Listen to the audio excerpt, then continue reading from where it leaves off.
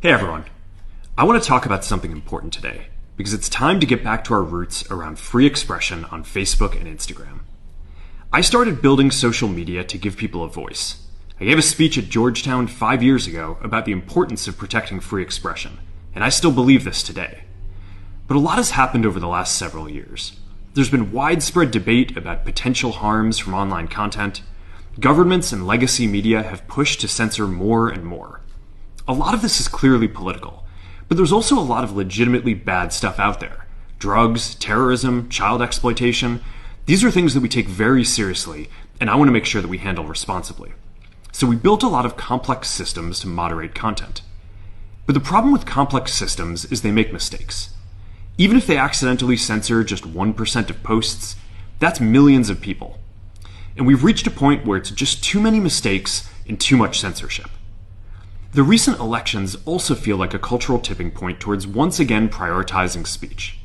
So we're going to get back to our roots and focus on reducing mistakes, simplifying our policies, and restoring free expression on our platforms. More specifically, here's what we're going to do. First, we're going to get rid of fact checkers and replace them with community notes similar to X, starting in the US. After Trump first got elected in 2016, the legacy media wrote non-stop about how misinformation was a threat to democracy. We tried in good faith to address those concerns without becoming the arbiters of truth. But the fact checkers have just been too politically biased and have destroyed more trust than they've created, especially in the US. So over the next couple of months, we're going to phase in a more comprehensive community notes system. Second, we're going to simplify our content policies and get rid of a bunch of restrictions on topics like immigration and gender that are just out of touch with mainstream discourse.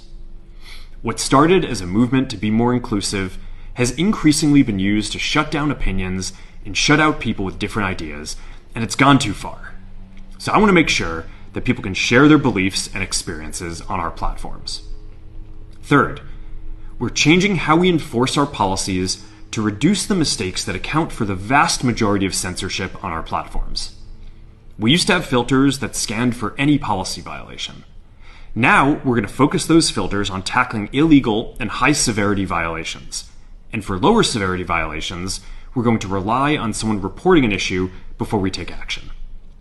The problem is that the filters make mistakes, and they take down a lot of content that they shouldn't. So by dialing them back, we're going to dramatically reduce the amount of censorship on our platforms.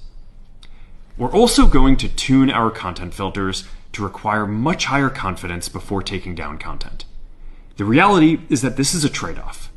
It means we're going to catch less bad stuff, but we'll also reduce the number of innocent people's posts and accounts that we accidentally take down. Fourth, we're bringing back civic content. For a while, the community asked to see less politics because it was making people stressed. So we stopped recommending these posts. But it feels like we're in a new era now, and we're starting to get feedback that people want to see this content again. So we're going to start phasing this back into Facebook, Instagram, and Threads while working to keep the communities friendly and positive. Fifth, we're going to move our trust and safety and content moderation teams out of California, and our US-based content review is going to be based in Texas. As we work to promote free expression, I think that it will help us build trust to do this work in places where there is less concern about the bias of our teams. Finally, we're going to work with President Trump to push back on governments around the world that are going after American companies and pushing to censor more. The US has the strongest constitutional protections for free expression in the world. Europe has an ever-increasing number of laws institutionalizing censorship and making it difficult to build anything innovative there. Latin American countries have secret courts that can order companies to quietly take things down. China has censored our apps from even working in the country. The only way that we can push back on this global trend is with the support of the US government. And that's why it's been so difficult over the past 4 years when even the US government has pushed for censorship. By going after us and other American companies, it has emboldened other governments to go even further. But now we have the opportunity to restore free expression, and I am excited to take it.